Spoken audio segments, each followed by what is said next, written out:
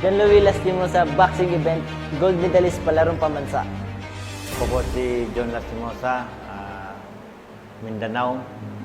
Pangarap ng anak ko na gusto niyang Manila naman sa magsubok.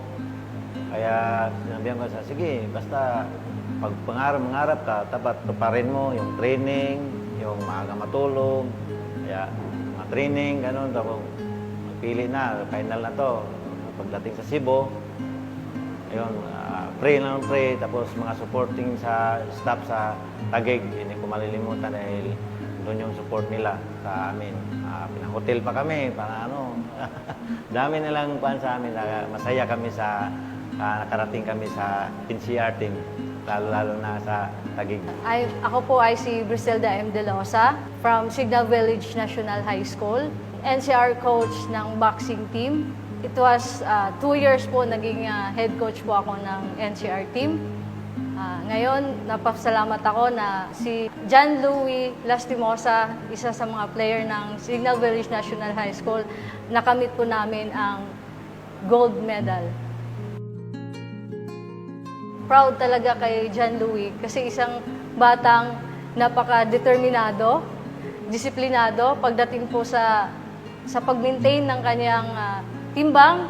Talagang disiplinado po siya sa pagkain nila at hard training po talaga ang kanyang ginawa sa preparation ng palarong pambansa at hindi po kami nagkakamali dahil po nakamit po namin at naging isang best youth boy boxer po siya.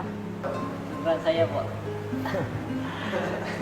Ngiti hanggang dito, awat tayo nga.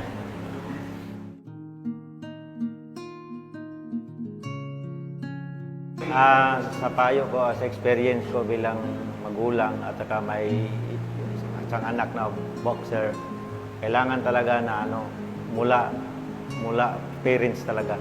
Maalaga kasi ang parents kasi yung boxing na yan, mahirap. Okay, sa mga kabataan dyan na gustong sumali po or maging isang student-athlete boxer, dapat may disiplina, masipag sa training, at masunurin po sa mga coaches and trainers, at saka may tapang po. Kasi ang boxing, kailangan po dito ng tapang. To our beloved Mayor, Lani Cayetano, maraming salamat po sa inyong suporta.